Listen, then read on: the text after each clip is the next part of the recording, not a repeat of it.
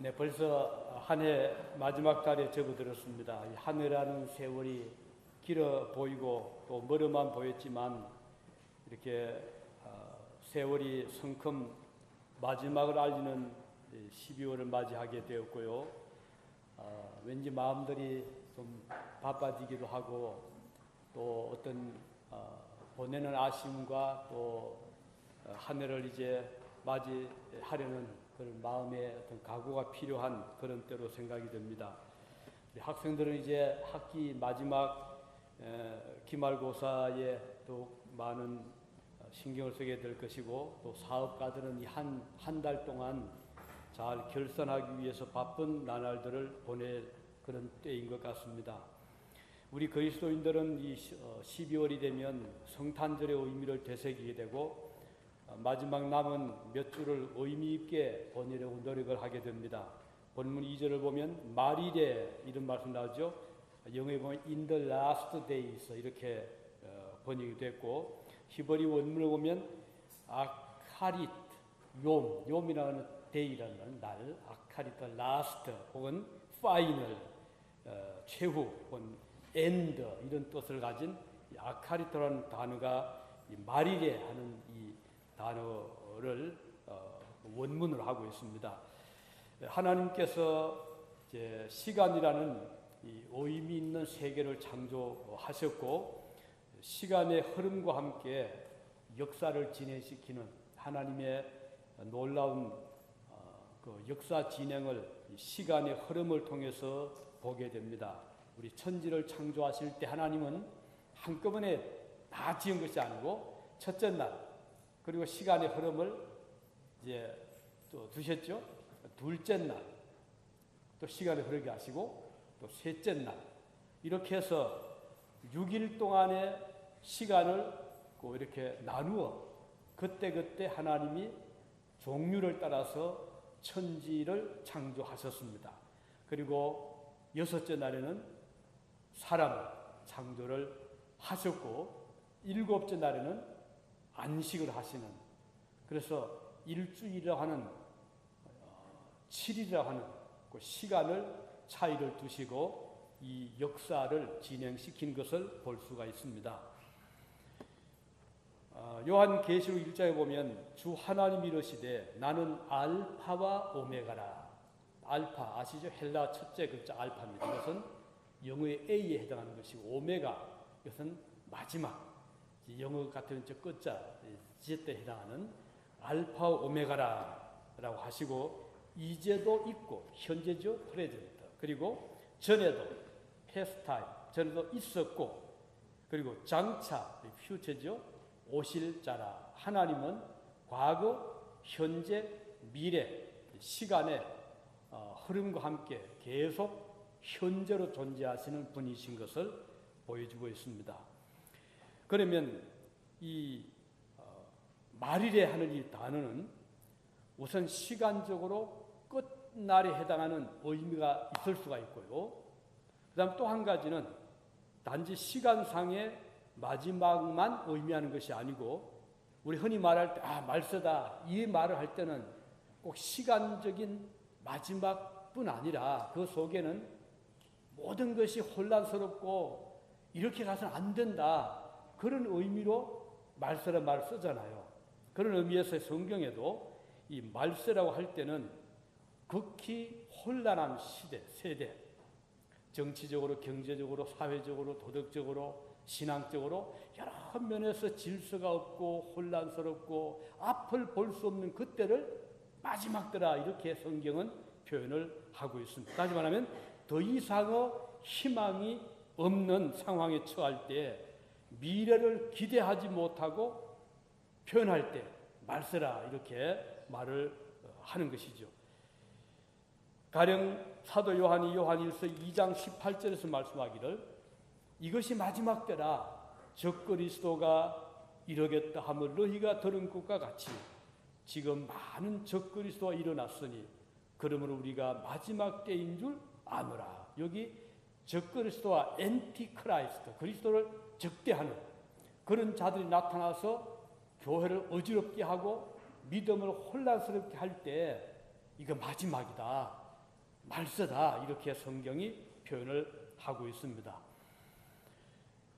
그리고 디모데전서 4장 1절에 보면 이렇게 기록되어 있죠. 성령이 밝히 말씀하기를 후일에, 우리 번역에 후일에, 영어에 보면 in later times, 후일에 어떤 사람들이 믿음에서 떠나 미혹하게 하는 영과 귀신의 가르침을 쫓으리라 하였으니, 그래서 이 디모데서에 말씀하는 것은 이 마지막 때가 되면 후일이 이제 레르데이가 되면 이런 그 악한 영들이 일어나서 우리의 믿음을 미혹하게 할 것이라고 하는, 그래서 혼란스러운 것을 표현할 때 마지막이라 이렇게 말하고 있습니다.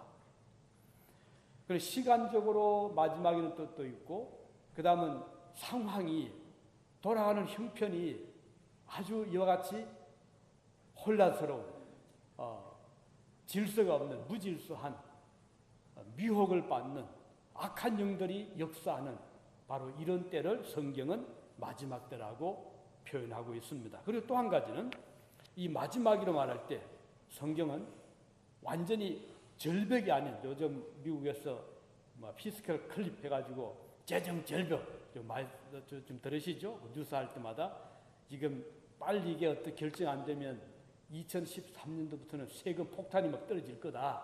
그래서 클립이라 말 쓰고 있습니다.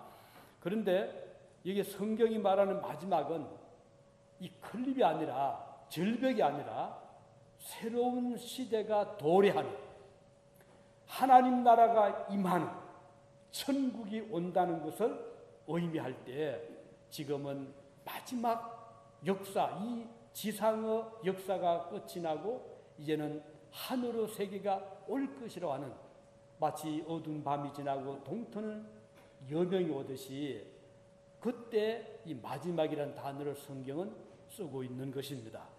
세례요한이 광야에서 외쳤죠. 회개하라, 천국이 가까웠다. 그 세례요한 온 시대를 보면 마지막 날 온다고 그랬거든요. 그가 와서 한 말은 천국이 가까웠다라고 선언을 하고 있습니다. 우리 예수님께서도 마태복음 4장 17절에 보면 전파에 가라사대 회개하라, 천국이 가까웠느니라 이렇게 말씀하고 있습니다. 이런 말씀을 다시 한번 정리해 보면 이 세상의 역사가 이제 종말을 고하고 메시아 왕국이 오심으로 그리스도께서 임하는 때, 이것을 우리 성경은 말세다 이렇게 표현하고 있습니다. 즉 하나님의 나라는 주님의 오심과 함께 시작이 되는데 그때가 바로 말세. 그러면 예수님이 오신 때가 지금부터 약 2000년쯤 됐잖아요. BC, 그건 Before Christ. 예수님 오시기 전에 기원전을 BC라고 표현하죠. AD, 이것은 주님이 오신 이후, 안으로 도민해 해가지고 After the Lord, 주님 이후. 그 역사를 기원 전과 기원 후로 나누면서 기원 후를 성경은 말세라고 표현합니다. 아니 2000년 긴 세월 동안 어떻게 아직 말세입니까? 이때 말세라는 의미는 메시아께서 지상에 오신 그때를 기준해서 말세라고 표현하고 있는 겁니다. 주님의 나라가 임해 왔다는 것이죠. 그러면 이런 몇 가지를 우리가 생각하시면서 오늘 이 본문에서 마지막 날 우리 성경은 여호와의 전의 산이 모든 산 꼭대기에 굳게 설 것이다 이렇게 예언하고 있잖아요. 이 여호와의 전의 산 2절에요. 이 말씀은 무슨 의미일까요? 자, 우선 성경에서 산, 이 마운틴이라고 할 때 성경은 특별한 장소를 의미할 때가 많아요. 가령 아브라함에게 하나님께서 내 아들 독자를 바치라 할 때 무슨 산이었죠? 무슨 산이었나요? 우리 한번 학생 좀 말해볼까? 무슨 산에 가라 그랬죠? 누가 말해볼까? 찬성이 말해봐요. 무슨 산? 제사 드리러 할 때. 지혜, 강제 말해봐. 무슨 산? 기억 안 나요? 무슨 산이죠? 모리아, 마운트 모리아. 그죠? 모리아 산에 가서 독자 이사를 받자 할 때 왜 산으로 가라고 했을까? 그다음 엘리야가 850명과 막 그 영적인 대결을 할 때 엘리야가 쭉 간 곳이 무슨 산이었죠? 경민이 무슨 산? 칼멜, 마운트 칼멜이 가멜산이죠. 가멜산. 그리고 또 산과 관련해서 모세가 10계명 받은 산이 무슨 산입니까?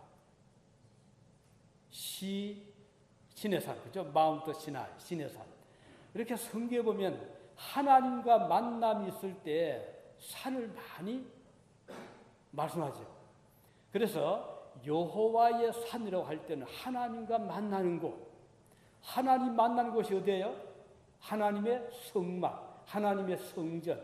그래서 여호와가 임하는 그곳을 하나님이 임재하는 성소, 성막, 하나님의 산, 이렇게 볼 때, 자, 시편 135편 2절에 보면 여호와의 집, 우리 하나님의 전정에 섰는 너희여 그랬어요. 여호와의 집 어디예요? 구약의 성막을 의미하죠.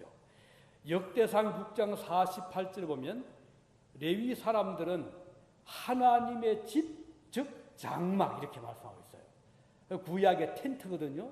하나님께 제사드리는 성소가 있고 지성소가 있는 텐트, 성막을 의미해요. 그래서 그것이 별로 화려한 궁전 같은 집은 아니더라도 천막으로 염소털을 가지고 낙타털, 해달의 그 가죽을 가지고 성막을 만들었지만 그곳은 하나님이 임재하시는 곳이라는 의미에서 구별된 곳, 성막, 또 홀리 플레이스 이렇게 불렀던 것입니다.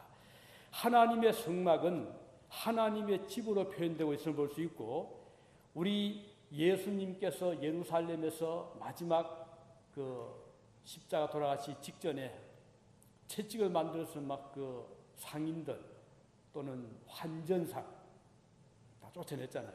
왜 그랬을까요? 이곳은 하나님의 전이다. 제사 드리는 곳이고 하나님의 집인데 어찌하 이곳에서 양과 소와 비둘기를 팔고 사고 하느냐. 기도하는 우리 아버지 집을 시끄럽게 하지 말아라 해서 주님이 채찍을 가지고 성전을 청결케 하셨잖아요. 이때 주님의 마음속에는 하나님이 계시는 전에 대한 그 열정이, 사모하는 마음이 그런 분노를 일으키게 하신 것입니다. 하나님의 집이기 때문입니다. 그것이 대리석 집이어서가 아닙니다. 그것이 왕궁이어서가 아닙니다. 하나님이 계시는 집을 왜 이렇게 시끄럽게 하느냐, 왜 기도를 못하게 하느냐, 왜 이것을 강도의 구렬로 만드느냐 해서 주님은 분노하셨던 것입니다. 디모데전서 3장 15절에 보면 하나님의 집에서 어떻게 행해야 할 것을 알게 하려 하비니, 이 집은, 거기 보면 이 집은 살아계신 하나님의 교회요. 이 집은 살아계신 하나님의 교회요 진리의 기둥과 터라고 했습니다. 그러면 오늘 이 교회는 하나님의 전이라는 것입니다.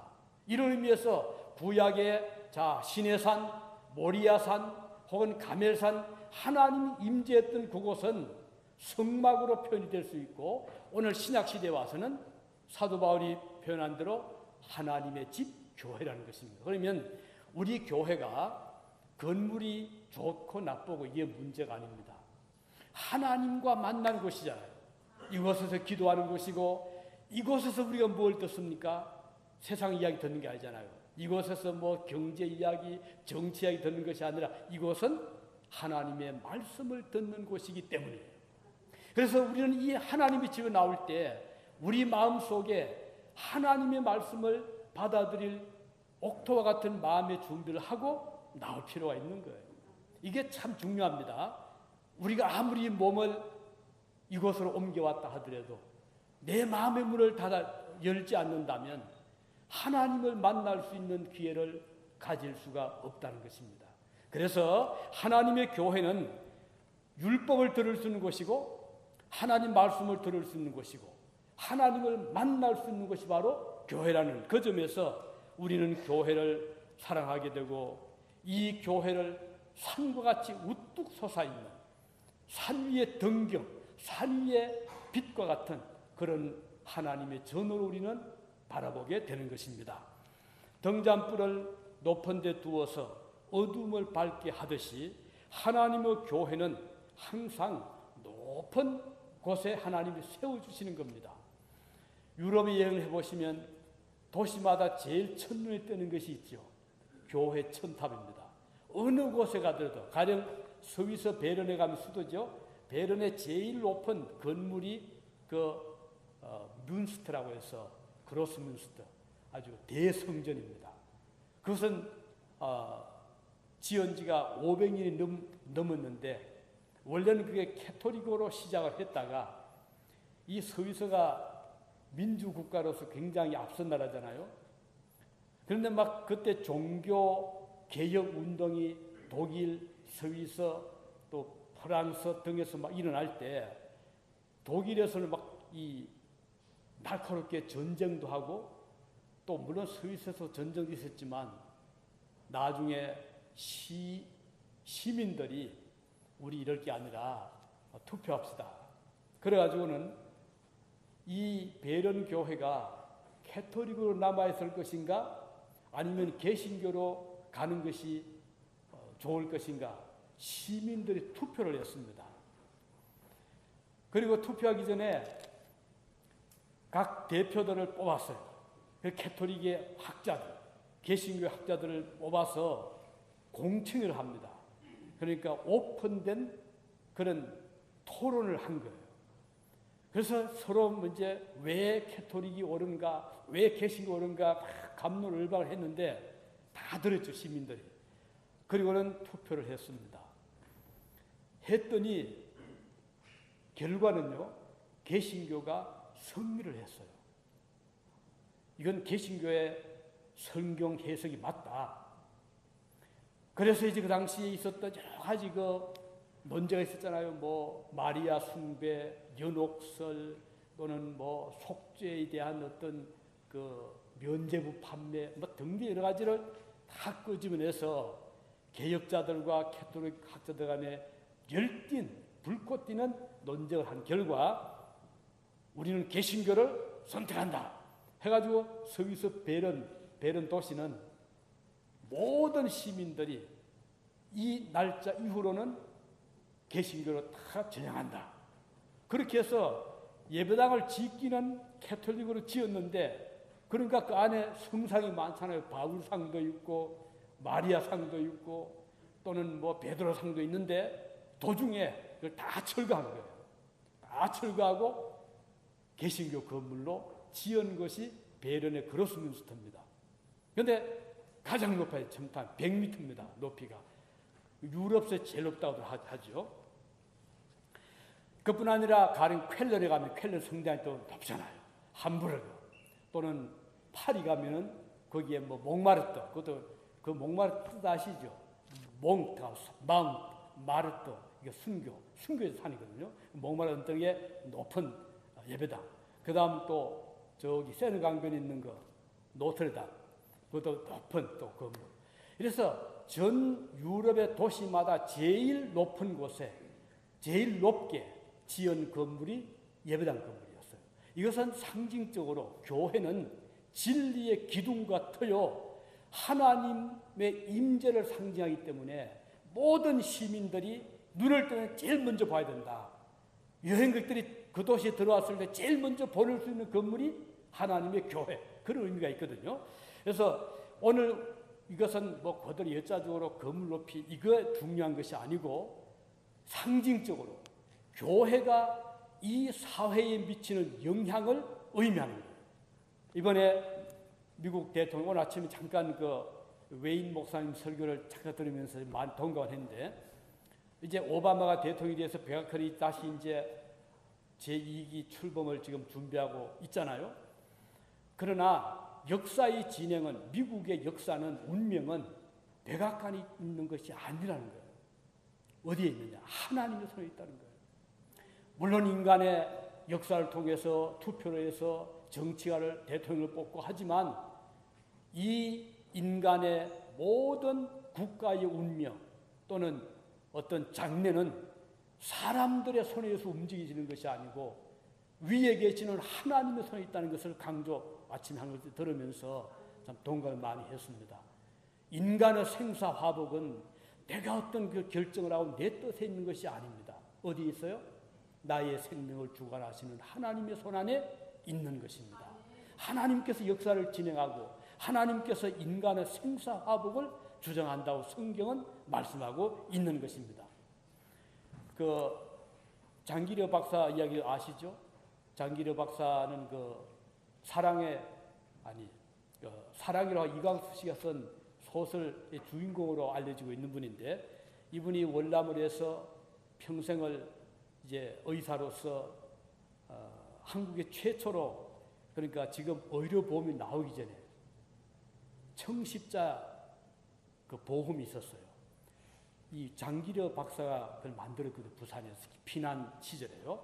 이건 뭔가 하니 돈이 없어 치료를 받지 못하는 사람들에게 치료할 길을 열어주자 해서 민간 주도로 최초로 의료조합 만든 게 청십자 의료조합이었어요. 그래서 돈이 없어도 매월 일정액씩 얼마씩 돈을 평소에 내라. 그러면 병 들었을 때 우리가 다 고쳐주겠다. 그렇게 해서 그때 많은 서민들이, 어려운 자들이 혜택을 받았거든요. 이런 일이 한 번은 그 병원에 그래도 운영해야 되니까 운영자 측에서는 철저히 돈을 받아야 되잖아요.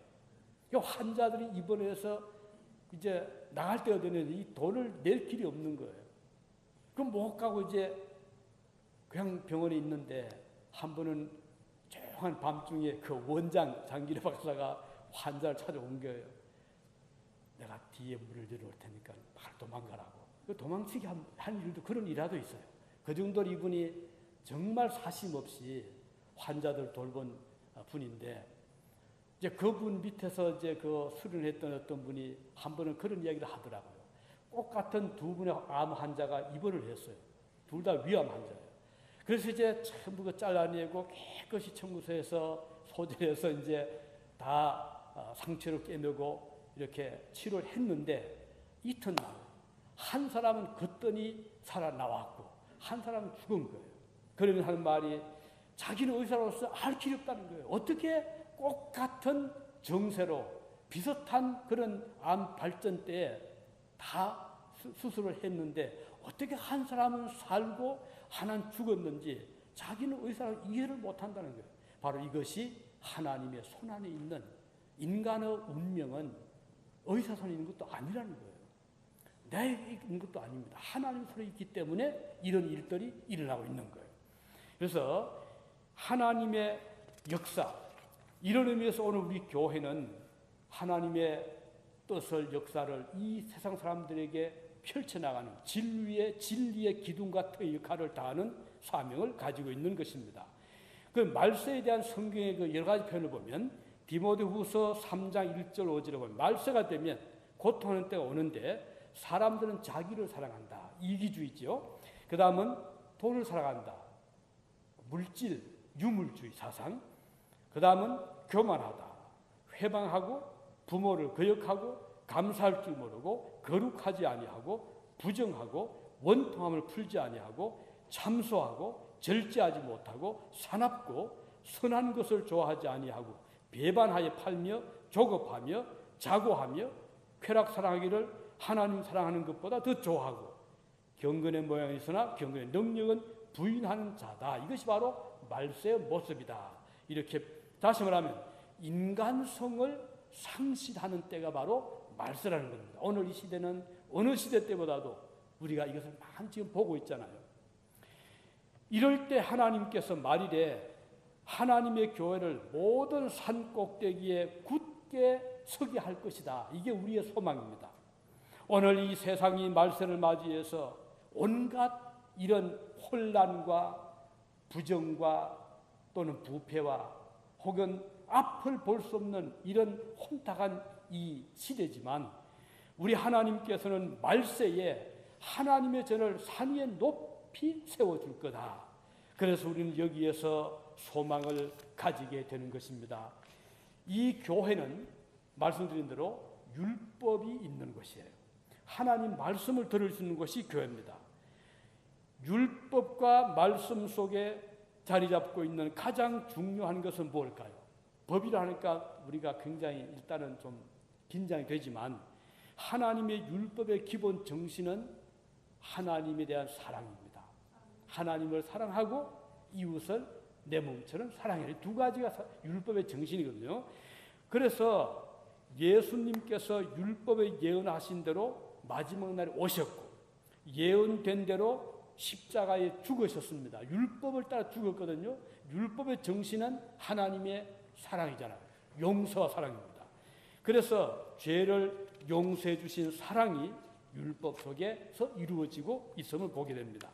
이 하나님의 복음은 세상 어디 가도 찾을 길이 없어요. 학교에 가도 복음을 우리가 배울 수 없잖아요. 또 어느 정치단체에 들어가도 이 복음과는 거리가 멉니다. 하나님과의 어떤 대화는 없잖아요. 그러나 유일한 곳이 바로 교회입니다. 그래서 이 교회에서 우리가 만나는, 물론 뭐 형제 자매 만나지만 이것은 수평적인, 그러나 교회의 더 중요한 만남은 하나님과의 나와의 만남입니다. 이곳에서 우리가 하나님께 기도를 통해서 만나고 그분의 음성을 듣고 그분의 뜻을 헤아리게 되고 우리의 뜻을 주님께 아뢰는 바로 그것이 하나님의 교회이기 때문에 우리는 교회를 사랑하는 것입니다. 사실 사랑하면은 부모 사랑이 크잖아요. 그러나 부모 사랑보다 훨씬 더 큰 것이 하나님의 사랑입니다. 어떤 분들은 부모 사랑만큼 큰 것이 어디 있습니까? 하지만 여러분, 부모 사랑도 한정이 있잖아요. 아무리 우리를 사랑해도 부모님은 우리 곁을 떠납니다. 저도 부모님이 다 세상을 떠나셨어요. 아마 여러분 중에도 떠나실 분이 벌써 계실 테고 또 앞으로 10년 이내에 떠나실 분들이 많이 계실 것입니다. 그래서 아무리 부모님 우리를 사랑하고 그 사랑의 끈을 잡고 계신다 하더라도 어떤 한계에 부딪히기 때문에 떠날 수밖에 없고, 또 요즘은 그런 그 훌륭한 부모님들도 계시지만 어떤 경우는 굉장히 우리가 볼 때, 들을 때, 느낄 때 어떻게 저런 일이 있을 수 있나 할 정도로 부모와 자녀 간에 어려운 일도 우리가 많이 보잖아요. 최근에 얼마 전에 한국에서 어느 저수지에서 가방을 발견했는데 낚시하던 분이 열어보았더니 3살짜리 아이가 숨져 있는 거예요. 그래서 이제 이 수사망을 좁혀보니까 결국은 자수를 해왔는데 친어머니가 자식을 죽여서 물에다 던져버린 거예요. 어떻게 이럴 수가 있어요? 그러니까 현실이거든요. 이것은 너무나 마음이 아픈 일들이에요. 우리 그 사정은 잘 모르지만 부모와 자녀가 하더라도 이렇게 사랑이 깨어질 수가 있고 또 생각할 수 없는 그런 일들이 일어나는 것이 현실입니다. 그러나 하나님의 사랑은 그런 법이 없어요. 우리 하나님의 사랑은 절대적인 사랑이기 때문입니다. 인간의 사랑은 이 상대적입니다. 컨디셔널한, 조건적인 사랑이지만 하나님의 사랑은 언컨디셔널, 무조건적인 사랑이기 때문에 다른 것입니다. 요한복음 3장 16절에 보면 하나님이 세상을 이처럼 사랑하사 독생자를 주셨으니 이는 저를 믿는 자마다 멸망치 않고 영생을 주려 얻게 하려 하심이니이다. 얼마나 귀한 말씀인가요? 주의 사랑은 무조건적인 사랑입니다. 내가 어떤 죄를 지었든 상관하지 않습니다. 내가 주님을 이렇게 반항하고 대항한다 하더라도 주님은 우리를 끝까지 기다려 주시는 분이십니다. 그래서 하나님의 사랑이 있는 곳이 바로 이 교회입니다. 아브라함이 독자를 바쳤던 모리아산, 예루살렘이거든 지금. 그리고 예루살렘은 시온으로 표현하고 영적인 하나님의 전, 오늘 이 지상의 교회들마다 꼭 예루살렘에 세울 필요는 없어요. 오늘의 교회는 내가 살고 있는 이 지역에 우리 교회입니다. 그래서 우리는, 저와 여러분은 지금 내가 몸담고 있는 그 지역은 하나님의 최상의 나를 위해 선택한 것으로 믿으시기를 바랍니다. 여러분이 몸담고 있는 교회가 이 지상에서 가장 아름다운 훌륭한 주의 교회로 받아들이시기를 바라는 것입니다. 왜냐하면 하나님 우리를 이거 보내주셨거든요. 우리를 보내주실 때 그냥 어쩔 수 아닙니다. 우리를 고려하시고 생각하시고 가장 유익한 곳인 것을 아시기 때문에 우리 이곳에 보내주신 것입니다. 이곳은 복음의 말씀이 흘러나오는 곳입니다. 하나님의 교회를 의미합니다. 하나님의 교회는 주의 말씀이 선포되는 곳입니다. 교회에서 성도들의 교제가 이루어지고 교회에서 하나님의 사랑과 헌신과 봉사가 이루어집니다. 그러나 더 중요한 것은 이 교회는 하나님의 말씀이 선포되는 곳이라는 것입니다. 복음이 전파되는 곳입니다. 초대교회 교인들이 위험한 예루살렘을 떠나지 아니하고 모여서 합심 기도했던 곳이 바로 예루살렘 초대교회였습니다. 오늘날도 우리 그리스도인들은 교회를 그래서 사랑하는 것입니다. 교회를 중심에서 살아가게 됩니다. 하나님의 교회를 위해서 우리는 기쁘게 헌신합니다. 그래서 저도 우리 교회를 참 사랑합니다. 무엇보다도 교회를 사랑하고 헌신하는 일꾼들이 우리 교회 주님께서 주셨기 때문입니다. 만일 좋은 곳에 살라고 하면 교회를 떠난다면 여기보다 더 좋은 것이 얼마든지 있잖아요. 얼마나 좋은 것이 많잖아요. 그러나 교회가 있는 그곳은 어떤 곳보다도 아름다운 것이고 교회가 많지만 내가 속한 교회 하나잖아요. 우선 우리가 교회라고 할 때 이 세상 또는 내세를 통틀어서 교회는 하나입니다. 이것을 우리는 보편적인 교회, 유니버설 처치 또는 캐톨릭 처치로 말합니다. 이것은 내가 속한 그리스도를 머리로 하고 나는 그의 지체, 그래서 내가 어느 지교회에 속했던 나는 하나님의 교회의 일원입니다. 그의 백성입니다. 그의 하나님을 왕으로 하는 우리는 그의 지체들입니다. 그러나 또 한 가지는 우리가 그럼에도 불구하고 내 육신이 이 세상 살아있는 동안은 내가 속한 교회는 바로 지역 로컬 처치라는 것인데 이것이 바로 유진 중앙교회입니다. 그래서 우리는 이 교회를 사랑하는 것입니다. 이 교회를 아끼는 것입니다. 그래서 항상 이 교회를 위해서 기도하게 되고 교회를 위해서 헌신하게 되고 사랑하게 되고 우리가 섬기는 기쁨을 가지게 되는 것입니다. 만일에 우리가 이런 마음으로 주님의 교회를 섬길 수 있다면 그것은 큰 축복인 것입니다. 이번에 지난주에 우리 사과를 모두 주문해 주셨습니다. 놀랍게도 한 25박스를 제가 이제 가지러 포트랜드 갔는데 그 교회 장로님들이 열심히 그 교회에서 큰 콘테이너에다가 워싱턴에 나는 아주 질 한번 드셔보신 분들 아실 거예요. 아주 양질의 그 부사 사과를 큰 콘테이너 10,000불이 넘는 그런 돈을 주고 사왔습니다. 그래가지고는 교인들이 와서 전부 이제 포장을 한 겁니다. 인건비를 다 그게 헌금을 되는 거죠. 그렇게 해서 몇백 상자를 만들어서 이제 판매를 하는 건데 그 제가 유진서 올라갔잖아요. 너무너무 고마워하는 거예요. 90도로 절 보고 절을 하더라고요. 그래서 아닙니다. 이거 제가 산 것도 아니고 우리도 펀드레이징 해서 사정을 합니다. 했더니 너무 고마워하는 거예요. 그런데 어떤 분들은 또 25불인데 어떤 분은 또 뭐 헌금 또 한다고 더 주신 분도 계시고 너무 좀 감사했어요. 왜 그분들이 그 바쁨에도 불구하고 교회 와서 사과 상자에다가 넣고 이렇게 했을까요? 교회를 아끼기 때문에 그런 거잖아요. 교회를 사랑하기 때문에 이렇게라도 해서 교회를 섬기자는 그런 마음들이잖아요. 우리가 이것을 잘 알잖아요. 우리 그동안 10년이 넘도록 이 펀드레이징 해오고 있기 때문에 어떻든 우리는 하나님의 교회의 소중함을 아는 자들입니다. 이 교회는 진리의 기둥과 터라가였어요. 진리를 텄닦고 진리를 기둥으로 세우고 그래서 이 교회 들어오는 자들마다 하나님을 만나고 그분의 말씀을 듣고 영혼이 변화를 받고 영생의 복음을 들을 수 있는 것이 바로 교회이기 때문입니다. 그리고 이제 마지막으로 오늘 본문에서 4절에 보면요, 그 칼을 쳐서 보석을 만들고 창을 쳐서 낫을 만들 것이며 이 나라와 저 나라가 다시는 칼을 들고 서로 치지 아니하며 다시는 전쟁을 연습지 아니하리라. 자, 이게 보면 칼, 소, 이거 가지고 보섭이라는 것은 플로셔 해가지고 땅을 가는 소나 낙이나 말 이렇게 그 말에다 그 목에다가 목살을 하고 쭉 끈으로 이어서 뒤에서 그 밭을 가는 이 쟁이라고 있잖아요.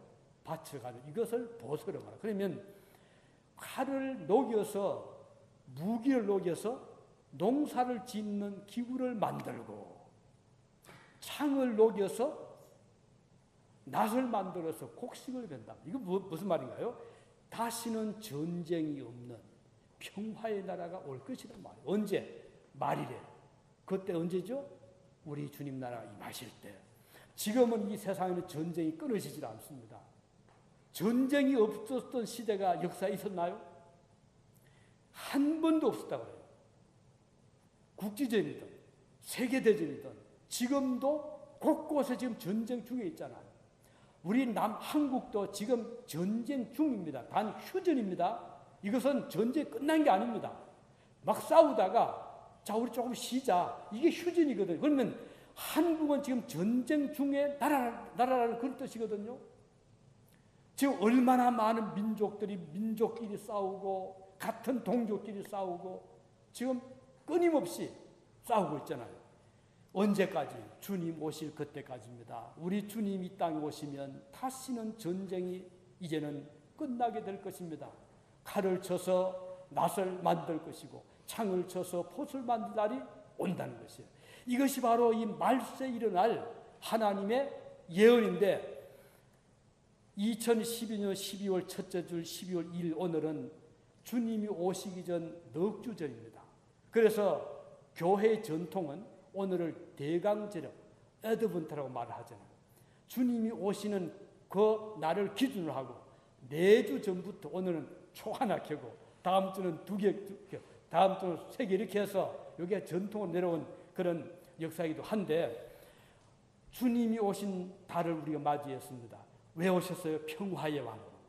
전쟁을 거치기 위해서 죽음을 막기 위해서 주님이 이 땅에 오신 겁니다. 이제 여러분의 마음속에 평화의 왕이 오시기를 바랍니다.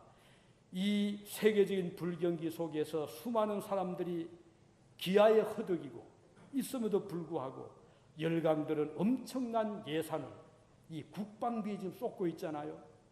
공산권을 말할 것도 없고 미국도 마찬가지고 한국도 예외가 아닙니다. 그렇다고 국방을 포기할 수는 없잖아요. 전쟁을 위해서든 전쟁을 막기 위해서든 국방 예산은 국가의 존폐를 결정짓는 것이기 때문에 포기할 수 없는 것입니다. 어느 누구도 평화를 보장할 수 없기 때문입니다. 지금 세계는 살얼음을 걷는 것처럼 불안 속에 살아가고 있습니다. 이사야 선지자는 참으로 놀라운 선언을 했잖아요. 칼을 쳐서 보석을 만들고 창을 쳐서 낫을 만들 것이다. 과연 이것이 가능할까요? 전쟁이 없는 역사, 그것은 주님이 오시는 주의 나라가 임할 때 가능한 것입니다. 이제 다시는 주님께서 왕으로 오시는 그날 전쟁 연습할 필요가 없을 것입니다. 이것은 메시아 왕국에서 이루어질 수 있는 그런 확실한 약속입니다. 사람들에 의한 평화가 아니라 하나님께서 주시는 평화이기 때문입니다. 4절에 보면요, 그가 희라는 단어 나오죠. 하나님께서 그 말입니다. 열방을 심판하시기 때문에 평화가 가능합니다. 그리스도께서는 진정한 평화를 위해서 이 세상에 오셨습니다.